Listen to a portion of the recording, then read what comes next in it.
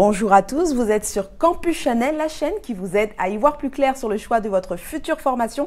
Nous sommes ensemble aujourd'hui pour 40 minutes de chat décomplexé avec l'école de management IAE Gustave Eiffel pour son Master Innovation, Design et Luxe. Alors nous accueillons aussi deux femmes pour commencer ce live. Christelle Delassus, responsable du programme, bonjour. Et son étudiante Ophélie Tual. Bonjour mesdames, comment allez-vous? Très bien. Très bien. Un plateau 100% féminin. Moi, rien de mieux pour commencer un live sous de très bonnes auspices. Et nous allons passer aux questions dans un instant, mais tout de suite, c'est le pitch.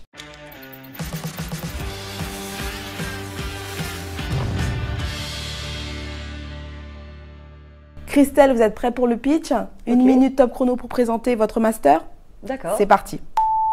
Donc le Master Innovation, Design et Luxe de l'IAE Gustave Eiffel, c'est vraiment la formation qu'il faut connaître quand on veut travailler dans le secteur du luxe. Alors d'abord parce qu'il s'adresse à des étudiants au profil très varié, aussi bien des étudiants qui ont fait des écoles de gestion, des écoles de commerce, des étudiants qui ont fait des écoles de design, des élèves ingénieurs, et on peut y entrer en Master 1 comme en Master 2. Puis la deuxième raison, c'est qu'on est vraiment reconnu unanimement, on est classé premier de toutes les formations en luxe par le classement des meilleurs masters. Et ça, c'est depuis plusieurs années. Ça veut dire qu'on est devant toutes les écoles de commerce, qu'on est devant toutes les universités. Et c'est vraiment la reconnaissance de la formation. Et cette reconnaissance, elle se traduit aussi chez les entreprises du luxe qui nous connaissent bien et qui nous parrainent chaque année. Cette année, on a un parrain magnifique qui est Hermès pour la promo actuelle. On a eu d'autres maisons prestigieuses les années précédentes. Et ça, c'est un point qui est aussi très important en termes de lien avec les entreprises et avec le secteur. Ah non, mais à 3 secondes près, vous êtes chronométré. Je me suis entraînée. Vous êtes parfaitement dans les temps, c'est très bien. On va pouvoir passer aux questions tout de suite avec la première qui va s'afficher tout de suite. Alors, je vous laisse Christelle dire la première. Alors, bonjour. Sur quels critères sélectionnez-vous les candidats ayant fait une licence de droit, puis un M1 à Caen, mais n'ayant aucune expérience dans le secteur? Ai-je des chances d'être retenu? Quelle est la part laissée à la motivation? Éventuelle passion pour le milieu de la mode, du luxe dans la section. Alors, les critères, on va regarder quoi dans le dossier? On va regarder effectivement le parcours académique, et notamment si vous avez réussi dans vos études, mais aussi votre projet, et le projet personnel, il est important. Avoir une expérience professionnelle dans le secteur, c'est toujours un plus, mais je pense par exemple à une étudiante qui avait aucune expérience dans le secteur, mais on lui a fait confiance parce qu'elle nous a convaincus sur d'autres aspects. Actuellement, elle est embauchée depuis 3 ans chez Vuitton. Elle est même devenue maître d'apprentissage pour d'autres étudiants chez nous. Donc vous voyez, le master permet justement d'obtenir cette expérience en luxe. Et la motivation, elle suffit? Et la motivation est extrêmement importante. Et c'est ça qu'on va regarder, c'est vraiment la personnalité et la motivation. Et les notes aussi. Si j'ai un niveau moyen, mais je veux à tout prix intégrer votre master. Alors les notes, c'est vraiment important. On va regarder les notes en L3, on va regarder les notes en M1.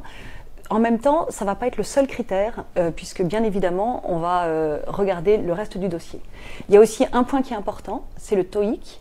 On va demander d'avoir un niveau en anglais, un niveau à 800, donc aussi bien pour rentrer en Master 1 que pour rentrer en Master 2. Et ça, c'est un point qui est important. Et puis, on va regarder aussi un score qui s'appelle le score IAE Message et qu'il faut passer dès qu'on veut rentrer dans un IAE. Ça veut dire que quelqu'un qui vient d'un IAE, il n'a pas besoin de nous le montrer, il l'a déjà passé, mais sinon il faut aussi le passer. Le score minimum pour... il n'y a pas de score minimum, là aussi c'est un indicateur, mais comme vous voyez, on a vraiment plusieurs faisceaux, on n'a pas un critère seulement, on ne veut pas des gens qui sont tous pareils, on regarde vraiment l'ensemble du dossier. Une variété de profils et de candidats. Tout à fait. Alors TOEIC, entretien, dossier. Ophélie, comment tu as prouvé ta motivation toi? En effet, ça a commencé par le fait de passer le TOEIC, préparer le score IAE Message qui demande quand même une petite préparation, mais je l'ai vraiment un peu travaillé, mais c'était assez intéressant parce que c'est vraiment sur une culture générale, il y a des questions en littérature, en politique, en géographie, en maths. Donc, tu l'as préparé comment? Avec un livre, un annale de IAE, et pendant 2 semaines, je m'y suis mis pendant les vacances de la février, et ça a suffi. Et après, je me souviens qu'il fallait faire une lettre de motivation. Et ensuite, on était convoqués ou non à l'entretien qui se passait dans l'université, où là, on venait prouver notre motivation, notre curiosité aussi pour le secteur et expliquer surtout pourquoi on voulait ce master-là et pourquoi le domaine du luxe. Je pense que ça, c'était une des choses importantes de savoir pourquoi le luxe et pas d'aller au-delà de juste dire le luxe, c'est des paillettes, c'est beau, d'avoir une vraie motivation. Le jury est composé de... Il y avait plusieurs personnes, il y avait des professeurs de design ou de matière plus marketing, et il y avait responsable de master. Ouais, un professionnel toujours, et un professionnel. Et puis un ancien du master. À l'image, je pense, de l'encadrement. Complètement. Très. On y reviendra dans ce live. Et ton parcours, toi, rapidement? Alors moi j'ai fait un baccalauréat scientifique, ensuite du coup j'ai intégré une prépa en arts appliqués dans l'école Olivier de Serres à l'ENSAMA, et ensuite j'ai enchaîné avec un BTS design produit industriel, puis un DSA qui est équivalent d'un master 2 en design textile. Donc tu avais déjà le design un petit peu. J'avais que le design. Que le design, hein. Je suis vraiment designer et j'avais envie du coup d'avoir une autre corde à mon arc un peu en connaissant un peu plus ce domaine du marketing parce que c'est vraiment un pôle avec qui on travaille beaucoup, nous, les designers, dans les entreprises. Et je trouvais que c'était intéressant de voir comment ils fonctionnaient, quels étaient leurs objectifs, quels étaient leurs outils. Parce que des fois, c'est assez différent de la manière de penser qu'on nous a appris dans les écoles de design. Et donc, c'était vraiment intéressant de voir l'autre côté pour ensuite, en entreprise, comprendre un peu leurs demandes. Oui, Ophélie, elle a vraiment, là, développé une double compétence. Sa compétence en design avec son DSA et puis vraiment un master en management du luxe, ce qui lui permet d'avoir vraiment deux cordes à son arc. Et plusieurs ouvertures aussi. On a à peu près un tiers des étudiants de la promo qui sont des étudiants issus du design. Ah, il y en a du beaucoup. Design ou des beaux-arts ou d'architecture d'intérieur, enfin ce type de... Et le reste le reste, on a une très grosse majorité qui vient des écoles de gestion ou des écoles de commerce, et puis des ingénieurs, des juristes. Là, on a par exemple une étudiante qui vient de LEA. Donc, on n'est pas du tout fermé à la variété des profils qu'on mentionnait. Parfait. Allez, Ophélie. À moi ? Alors, avoir eu uniquement un cursus très théorique, sans expérience, notamment dans le milieu du luxe, vente, est-il un inconvénient pour une candidature ? Alors allez-y, Christelle. Oui, alors je vais peut-être répondre sur ça. Alors, c'est pas un inconvénient, mais il va falloir nous prouver l'intérêt de votre dossier sur les autres critères. C'est-à-dire, soit vous avez un dossier qui est excellent, alors le très théorique, on ne comprend pas trop si c'est par exemple que scientifique ou que peut-être un diplôme en histoire ou en littérature. Pourquoi pas, hein, on est très ouvert, mais il faut nous convaincre sur votre motivation à travailler dans ce secteur, sur d'autres aspects du dossier. D'accord. En tant que designer, j'avais jamais eu d'expérience dans le monde du luxe. Les stages que j'avais pu faire, c'était jamais dans ce milieu-là. Mais tu n'étais pas perdue quand tu es arrivée, quand tu as intégré ce master, tu n'étais pas perdue. Les bases ont été revues. Ah oui, au niveau des cours, oui. Oui, on reprend pas mal de... c'est quand même plus difficile pour les designers que pour des gens qui viennent de commerce parce qu'on découvre beaucoup de nouvelles matières qu'on n'avait pratiquement jamais vues, de sociologie, de gestion, de stratégie marketing. Mais après, les cours sont quand même faits souvent sous forme de groupe. On fait des travaux de groupe où il y a toujours un designer et puis le reste, un ingénieur et des gens de commerce. Donc ça permet de se mettre doucement dans le bain et ils nous aident beaucoup et on peut... vous entraider. Voilà, il y a pas mal d'entraide. Oui, et puis les designers, ils sont avantagés, surtout le pôle. Il y a un pôle vraiment de culture, de design, d'histoire de l'art, de web design, de design. Donc là, ils vont gagner, on va dire, des points là. Et puis, il y a tout le pilier, effectivement, de management du luxe, avec des cours plus classiques de marketing du luxe, de merchandising du luxe, de stratégie du luxe, où là, effectivement, ils vont devoir rattraper. Mais, comme vous le disiez, plutôt organisé en groupe, et donc ça se fait facilement. On va dire qu'il y a 3 gros blocs en fait. Il y a le bloc de management du luxe, avec ses cours donc plus en marketing et en merchandising, les cours plus en design et web design, et puis le 3e bloc, c'est pas des cours d'ailleurs, c'est un bloc plutôt d'animation et de développement personnel, où ils auront des cours de RH, des cours d'animation d'équipe, des cours sur les international issues dans le monde, qu'est-ce qui se passe en luxe, d'anglais du luxe, donc des cours plus pour leur développement personnel, et là aussi, j'allais dire, ils en tirent le meilleur. Très bien. Bonsoir, bonjour, je vous souhaiterais en savoir plus sur vos cours de management interculturel.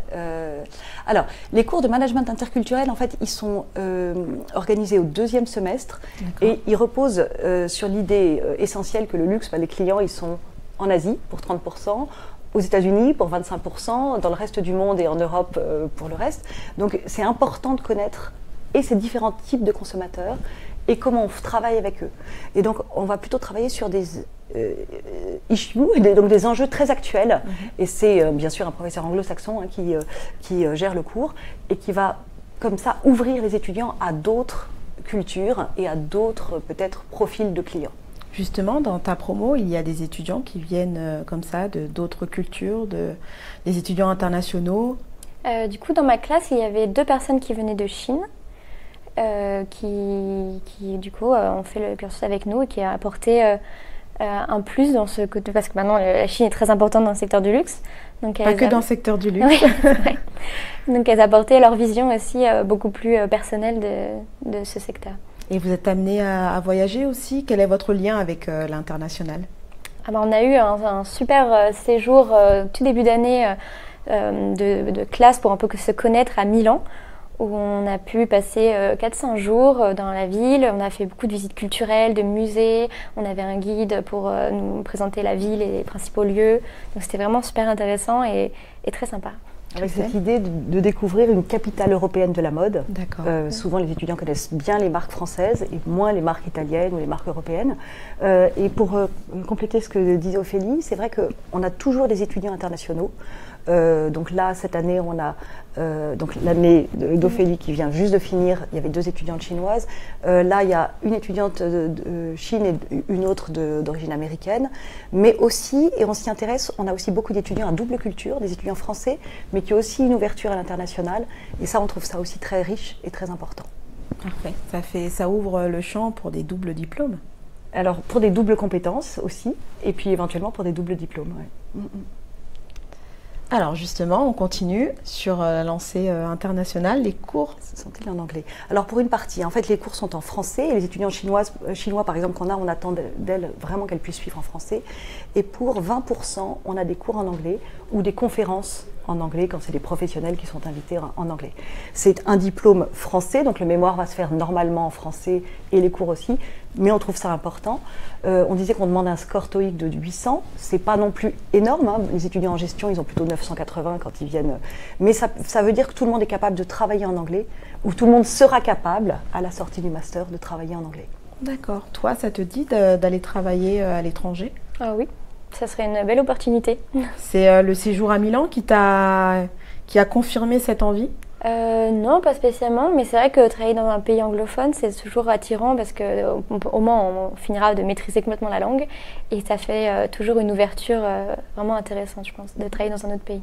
Alors, du coup, vous êtes en contact autant avec des entreprises françaises qu'internationales, j'imagine? Oui, alors on a des liens extrêmement forts avec les maisons de luxe françaises. D'abord parce qu'elles nous connaissent depuis longtemps. Le master avant, c'était un DESS. On a 27 ans d'ancienneté, donc ils nous connaissent. Mais on privilégie aussi le développement de relations avec d'autres maisons de luxe. On a par exemple eu comme parrain l'hôtel de luxe Shangri-La. Donc ça ouvrait à l'hôtellerie et à un palace. On a eu aussi Shiseido, qui est là aussi un acteur majeur, mais du luxe asiatique. Donc on essaye d'ouvrir aussi au maximum nos liens avec les entreprises. Parfait. Question d'après. Alors, bonjour. Sur quel cas réel as-tu été amené à travailler? Les cours sont théoriques ou pratiques? Alors, chaque année, on a la chance d'avoir un parrain. Donc nous, pour ma promo, c'était Pierre Hermé. Et donc, ce parrain, il va nous présenter son entreprise, il va nous accueillir dans ses locaux. On a vu plein de choses sur sa manière de fonctionner. On a rencontré plein d'acteurs de son entreprise. Et ensuite, il nous propose un cas sur lequel on va travailler en groupe pendant tout le premier semestre. Et ensuite, donc vraiment un cas réel, une problématique que lui, il a dans son entreprise. Et on va travailler dessus, proposer des solutions et ensuite passer devant lui et toute son équipe pour proposer nos projets sur lesquels on a réfléchi. Et pendant ces études de cas, il y a des personnes, des étudiants qui sont recrutés ou Alors, à la fin de ces études de cas, il y a des liens qui se créent aussi en termes de recrutement. Mais j'allais dire là aussi, la chance, c'est que pour toute la promo, c'est de travailler sur un cas réel, un cas que se pose réellement l'entreprise. Quelquefois, il y a une agence qui travaille en parallèle et qui vient aussi échanger avec les étudiants. Donc là, Ophélie parlait du cas Pierre Hermé. je peux aller un petit peu en arrière parce que c'est moins confidentiel. Il y a eu un cas chez Guerlain où les étudiants, ou un cas chez Sisley, où les étudiants ont carrément présenté devant un comité de direction. Donc quand on a 23 ans et qu'on a la chance de présenter pour les meilleurs des groupes devant un comité de direction, j'allais dire c'est une expérience inoubliable. Donc effectivement, c'est à la fois des cas réels et puis c'est une belle expérience en termes de travail de groupe et en termes d'intérêt de l'entreprise. Et qu'est-ce qui vous donne à faire concrètement? Du coup, nous, sa problématique, c'était le digital, le rapport à toutes les nouvelles technologies et en quoi Pierre Hermé pouvait, comment il pouvait s'intégrer dans cette nouvelle dynamique du digital et de tout ce qui est connecté. Et parce qu'il trouvait que son entreprise n'était pas assez encore dans ce créneau-là, et vu que c'est quelqu'un qui est beaucoup dans l'innovation, il veut toujours aller plus loin, chercher les nouvelles tendances, les nouvelles innovations, être en avance. Il voulait s'intéresser dès maintenant à ça. Et le parrain de promotion cette année? Alors le parrain c'est Hermès, donc là on ne va pas dévoiler le cas sur lequel travaille la promo. C'est déjà le nom. Mais on peut parler d'autres projets. Je parlais de Guerlain, donc il y a 2 ans. C'était un cas en éco-conception, donc vraiment avec une problématique RSE que se posait la maison. Il y a eu des cas aussi de comment s'adresser à une cible plus jeune ou comment s'adresser aux millennials pour d'autres parrains. Donc c'est vraiment des questions à la fois stratégiques et puis très actuelles. Et là, le parrain, du coup, partage beaucoup de choses par ses conférences. Ça veut dire que les cours ne sont pas seulement théoriques, ça veut dire qu'il y a tout ce travail sous forme d'ateliers, de workshops, toutes ces conférences qui viennent compléter le travail des étudiants. Et donc ça fait vraiment, on va dire, il y a un soubassement de cours théoriques, mais après, il y a vraiment beaucoup de business case et de cas réels. Très bien. Bon, il y a un cas réel toujours ici, en parlant de stratégie. Nous, notre rubrique stratégique dans ce live, ce sont les clichés.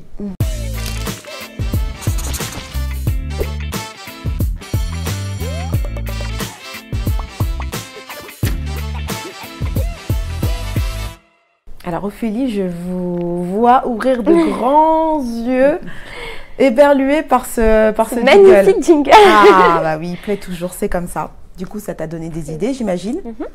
On t'écoute. Je vais plus parler du cas des designers. Souvent, un des clichés qu'on me dit, c'est en tant que designer, pourquoi faire une formation de marketing? Du coup, tu fais plus de design, tu vas faire que du marketing, c'est pas intéressant, tu vas perdre ton âme de créatif. Et donc, en fait, c'est totalement faux, puisque les apprentissages qui sont proposés, c'est des postes de designer. Il y a des postes pour les gens de commerce, mais il y a vraiment des postes de design. Et donc, du coup, on garde vraiment notre identité de designer dans l'entreprise. Et après, dans les cours, c'est vraiment juste un plus dans de nouvelles disciplines qu'on ne connaît pas. Mais ce n'est pas pour autant qu'on va devoir faire du marketing à la fin du cursus. On reste designer, mais avec une corde en plus qui est le design, le marketing, la gestion, tout ça. Parfait. Un autre cliché? Oui, alors moi, je réfléchissais en fait à ce que m'a dit plusieurs étudiants qui ont été diplômés il y a plusieurs années ou récemment. Ils avaient un cliché, c'est que le luxe demandait à avoir un carnet d'adresses, des contacts un peu familiaux. Je voyais fils à papa, c'était un peu ça. Et ils me disaient, grâce au master, en fait, grâce au réseau qu'a le master, en fait, on peut démarrer, j'allais dire, que sur son mérite. Et c'est tout à fait le cas. C'est ça qu'on expérimente sur nos diplômés. Et c'est peut-être un cliché qui freine certaines personnes en se disant, moi, je ne peux pas aller travailler dans le luxe parce que je n'ai pas le réseau. Mais en fait, le master, il apporte son propre réseau, les liens avec les entreprises. Et je pense que ça change la donne. On arrive sans réseau, on repart avec tout à fait. Un gros réseau contacts, oui. Et des contacts. Question suivante. Alors, quelles conditions faut-il remplir pour réaliser un voyage d'études? Alors, le voyage d'études, en fait, auquel faisait allusion Ophélie, c'est un voyage qu'on fait en début de promo du Master 2. Donc, ce voyage, il était à Milan. Donc, les conditions, en fait, c'est d'être évidemment accepté dans le Master, puisque c'est à la fois un voyage d'intégration pour la promo, ça leur permet de bien se connaître, d'avoir des moments sympas. Et puis, c'est aussi un voyage d'études où on va leur demander, par exemple, d'analyser un petit peu la distribution en Italie par rapport à la distribution en France. Donc, il n'y a pas tellement d'autres conditions. Il faut faire partie du Master. D'accord. Bon, juste ça. Quelle est la durée à peu près? Et c'est 3 jours. Et 3 jours bien remplis avec pas mal de rencontres. Ça avait paru plus long du coup. J'ai dit 4-5 tout à l'heure. Oui. D'accord. Ophélie, c'est déjà l'heure de nous quitter. Christelle aussi. Il est l'heure d'accueillir un autre étudiant et une autre responsable. Merci beaucoup à vous deux d'avoir été avec nous. Vous avez peut-être un petit mot, quelque chose à rajouter? Moi, je voudrais d'abord vous remercier et puis surtout encourager tous ceux qui se posent la question à candidater. Donc nos candidatures, elles commencent autour du 9 mars. Mais l'idée, c'est de se dire, de ne pas juger par eux-mêmes qu'ils n'ont pas de chance ou qu'ils ont peut-être un dossier différent. Comme vous l'avez vu, on a une vraie ouverture, un vrai intérêt. Donc de ne pas hésiter. On va dire tous les gagnants ont tenté leur chance. Ophélie? Pareil. Elle n'a rien à ajouter, c'était parfait. Pour les designers, de penser vraiment que c'est en fait, notamment l'apprentissage, c'est vraiment un bon moyen d'entrer doucement dans le monde de l'entreprise. Parce que des fois, après un DSA, c'est pas forcément facile de tout de suite trouver un boulot. Et là, on est vraiment tranquillement, on rentre dans l'entreprise à mi-temps. On a un vrai poste de designer, mais en même temps, on est quand même apprenti. Donc, on a un maître d'apprentissage qui va veiller sur nous, qui va vraiment nous apprendre de plein de choses, nous initier à la maison, tout ça. C'est votre cas d'ailleurs, puisque vous pouvez peut-être dire où vous êtes actuellement. Du coup, j'ai fait mon apprentissage chez Chanel Parfum Beauté en création visuelle merchandising, donc tout ce qui est les animations, par exemple, pour les vitrines des boutiques en propre et tout ça. Parfait. On Voilà, finit par bien. Chanel. Moi, je dis... Et elle est embauchée, elle ne le dit pas parce qu'elle est modeste, mais elle a été, ça y est, Félicitations. Un CDI chez Chanel. Ouais. Très bien pour conclure sur cette première partie. Nous allons Merci accueillir beaucoup. les deux autres invités. Merci encore à vous. Bienvenue sur ce plateau à tous les deux. Alors, nous avons Myriam Deschamps, responsable des relations entreprises, et un autre étudiant, Hugo Fouillet, qui est aussi alumni. Alors, ça y est, la parité est respectée. Hein, je suis ravie de vous accueillir, Hugo, Merci. aussi. Ils nous ont rejoints et on va tout de suite rentrer dans le vif du sujet avec la première question. Très bien. Allez-y, Myriam, vous pouvez la lire. Alors, la plupart de vos offres d'apprentissage et professionnelles, d'où proviennent-elles? Alors, question effectivement pour moi. Alors, nous avons la chance de collaborer avec de nombreux partenaires du secteur. Et c'est vrai que nous entretenons des relations avec de nombreuses entreprises, des grandes maisons, mais pas uniquement, différents acteurs. Et ces entreprises nous sollicitent pour des offres au sein de leurs équipes. Donc en apprentissage principalement et également pour des stages. Donc les grandes maisons de luxe, les entreprises viennent vous solliciter, viennent recruter directement au sein de votre master. Oui, alors quand il s'agit donc des contrats d'apprentissage voilà, pour l'année de master, et puis ensuite on entretient également les relations pour que les diplômés puissent intégrer ces maisons. Donc voilà, sur la promo actuelle, je dirais que voilà, 60% des apprentis ont trouvé leur apprentissage grâce aux relations que nous entretenons avec les entreprises, et le reste, ce sont les étudiants eux-mêmes qui ont fait les démarches et qui ont trouvé tout seul, exactement. Ils sont venus déjà avec leur entreprise?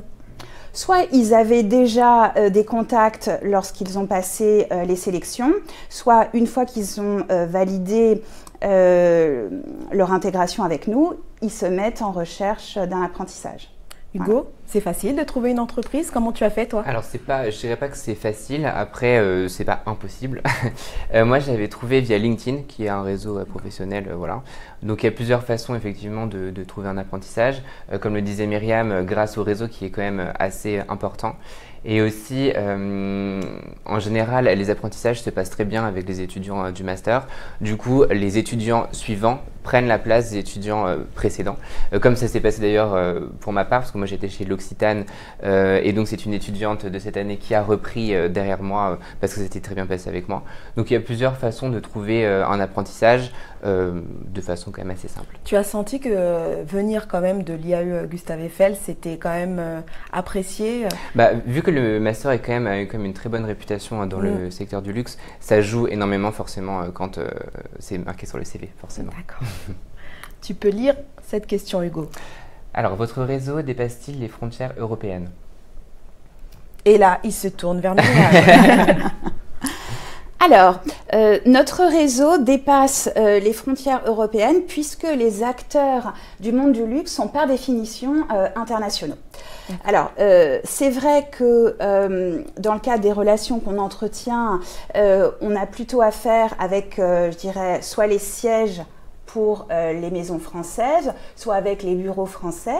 Mais après, dans les missions qui sont proposées, bien souvent, il y a vraiment un spectre international. Et du coup, je repasse la parole à Hugo, parce que vous êtes un exemple à la fois dans l'apprentissage et dans ce que vous faites actuellement. Alors, raconte-nous Oui, ce que tu complètement. fais actuellement. Alors, effectivement, comme disait Myriam, les maisons de luxe françaises ont en général leurs sièges sociaux ici à Paris.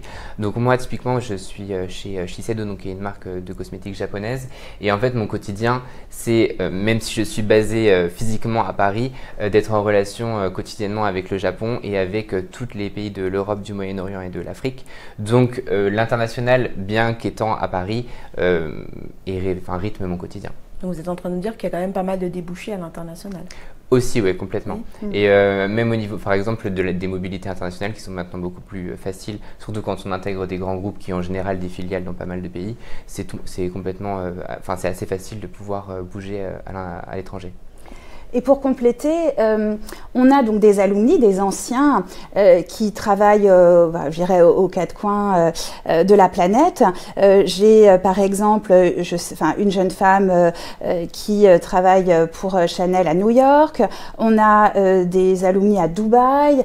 On a des personnes créatrices d'entreprises à Amsterdam.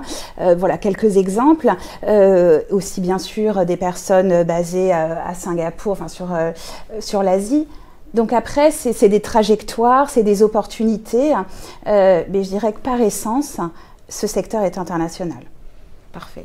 Et puis il y a aussi, pour rebondir, Oui, pas mal d'opportunités aussi à l'international, puisque le marché européen est quand même un marché, on va dire, un petit peu saturé dans le luxe, et les opportunités sont forcément à l'international, notamment sur les marchés asiatiques et Amérique du Sud.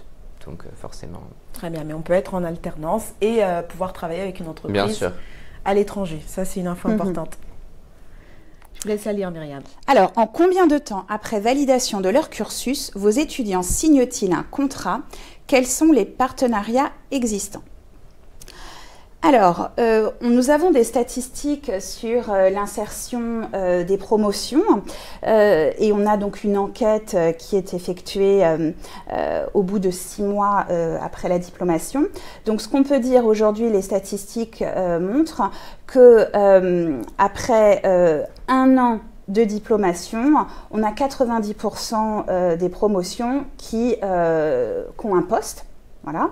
À 6 mois, on est aux alentours, je dirais, entre 75 et 80%. Alors, concernant la répartition, donc la majorité d'entre eux décrochent un CDI, mais c'est, je dirais, aux alentours de 65-70%. On a donc des personnes qui vont d'abord signer un CDD. Donc CDD de 6 mois, CDD d'1 an. Et on a une troisième catégorie d'étudiants, alors c'est principalement des designers qui vont avoir des missions en freelance. Donc un autre type de contrat. D'accord. Toi, tu as fait cette alternance pour décrocher quelle fonction, quel poste? Alors moi j'ai fait une alternance donc, chez l'Occitane pour la marque Herborian. J'étais en marketing opérationnel et je n'ai pas eu de poste directement après mon alternance parce que tout simplement le poste n'était pas ouvert, mais j'ai trouvé directement après, j'ai eu un week-end entre les deux postes, donc j'ai trouvé assez facilement en CDI chez Shiseido du coup. En CDI Oui. aussi? Oui. 2 CDI. Pas mal, pas mal. Et il y en a beaucoup dans ta promo qui sont en CDI aussi? Globalement, ouais, la plupart ont trouvé un poste assez rapidement. Je sais que les maisons dans lesquelles ils ont fait leur alternance plus tôt les ont souvent embauchés. C'est le cas par exemple d'Ophélie et on a pas mal de gens chez Louis Vuitton notamment qui recrutent beaucoup. Très bien. Voilà. On va rester sur toi, Hugo, Oui. car cette rubrique, elle t'est dédiée, Ouf. même si tu es un ancien étudiant. Destination finale.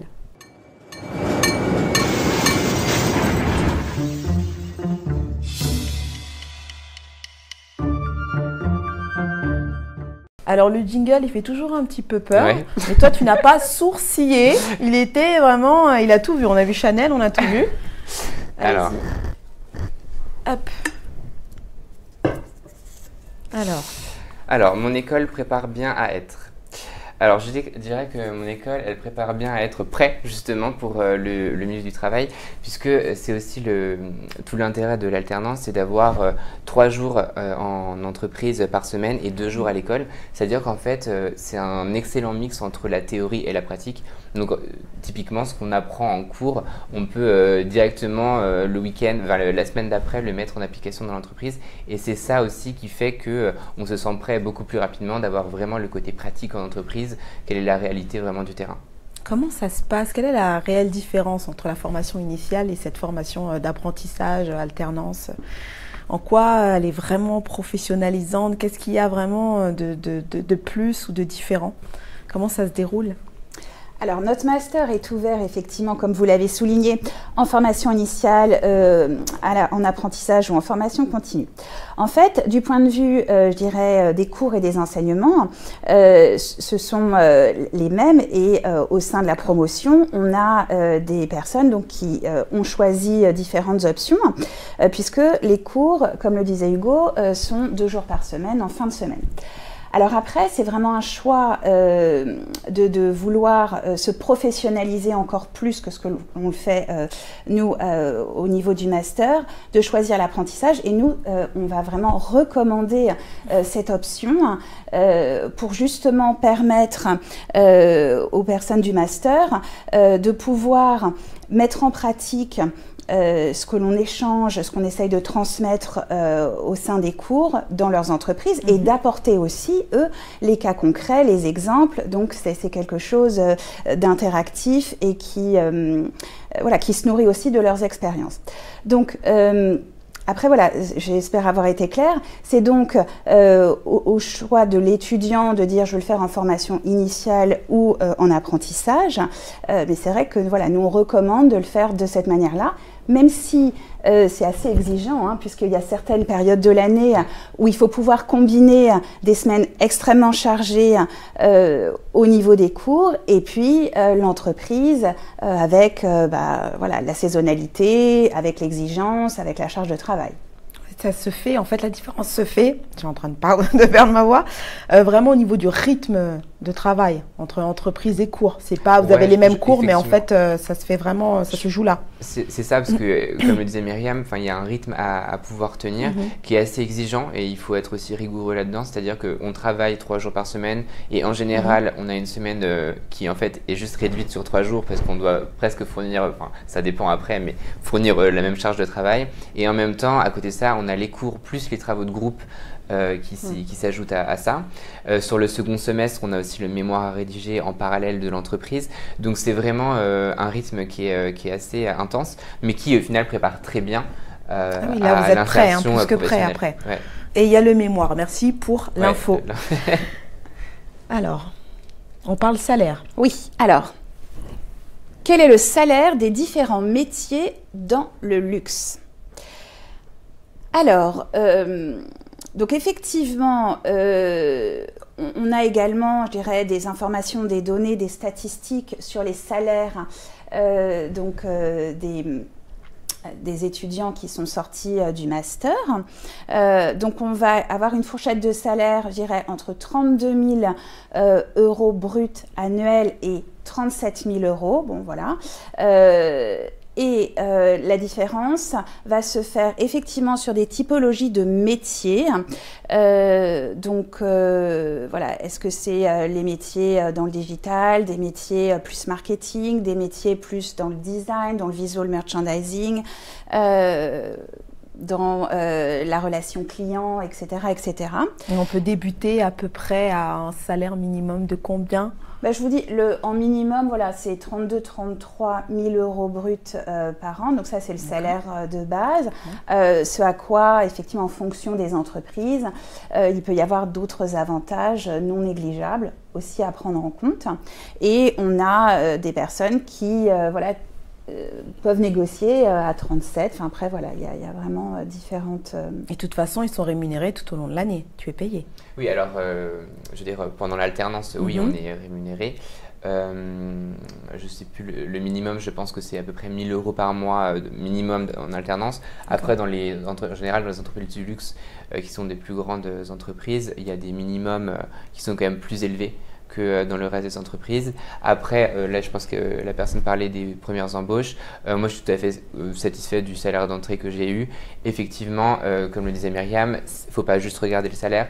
Dans ce genre d'entreprises qui font des gros bénéfices, il y a aussi tout un package qui peut être intéressant d'un point de vue participation et intéressement aux bénéfices. Et juste pour rester un petit peu sur le thème de l'argent, comme vous êtes une IAE, j'imagine que les frais d'inscription sont moins chers que, par exemple, pour une école de commerce basique. Tout à fait.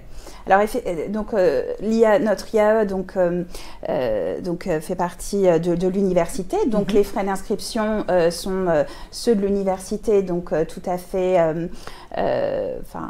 un niveau modeste par rapport à des écoles privées et écoles de commerce.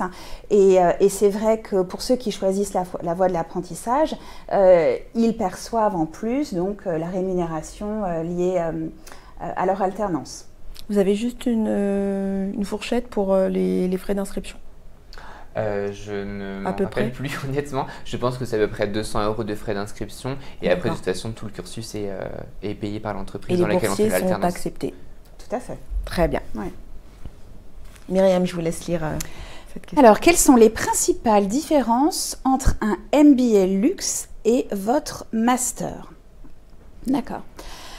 Alors, peut-être déjà un point de vocabulaire, c'est vrai que le MBA, ça provient, je dirais, des États-Unis et normalement, on fait un MBA après avoir acquis quelques années d'expérience. Voilà. Et aujourd'hui, sur le marché, il y a certaines écoles qui se targuent de faire des MBA ouverts post-études, ce qui pour moi est un non-sens. Voilà.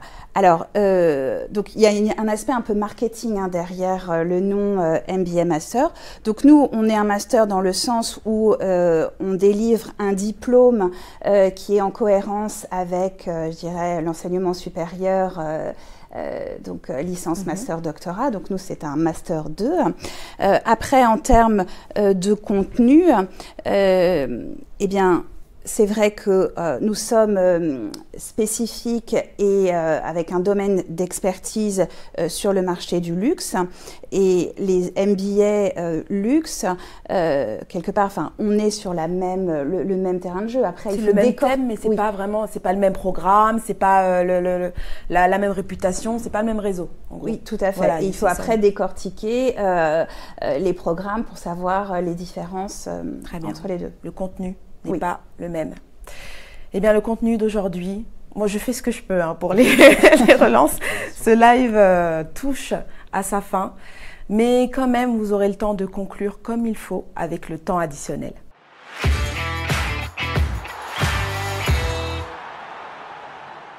Vous aurez eu 1 minute, finalement, à se partager chacun.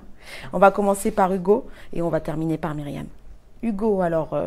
pour conclure Alors pour conclure, je dirais que le Master Innovation Design et Luxe est un master qui est très intéressant déjà par sa réputation.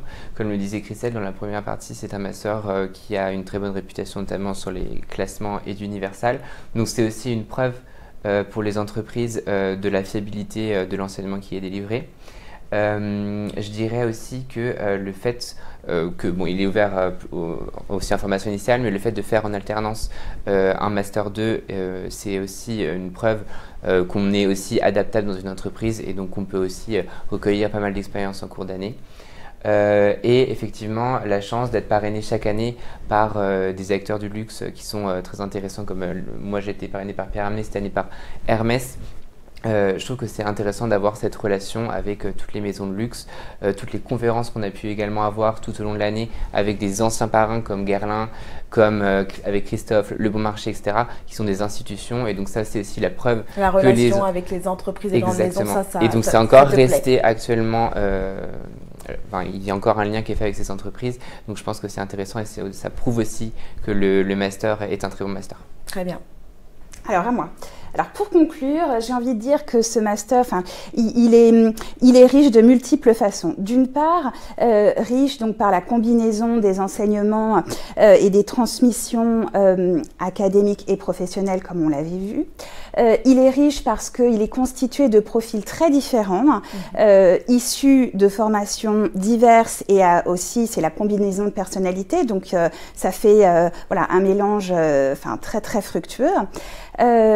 Également parce que la voie de l'apprentissage permet vraiment, comme on l'a souligné, de proposer une professionnalisation et une meilleure insertion. Et j'ai envie de dire qu'on existe depuis 25 ans, qu'il y a un fort réseau d'alumni et très attaché à notre master. Donc, c'est-à-dire que pendant cette année, il se passe plein de choses. Et peut-être juste pour conclure, j'invite tout le monde à venir faire notre connaissance au Salon des Masters, donc le 8 février prochain. On aura aussi des journées portes ouvertes à l'IAE qui peuvent être consultées sur notre site. L'école de management IAE Gustave Eiffel pour son master innovation, design et luxe était avec nous pour répondre à toutes vos questions. Merci. À la réalisation, Maxime Ducloyer, Margot Huguet, Elvire Dequédic et Léonard Lautonne. À très vite sur Campus Chanel.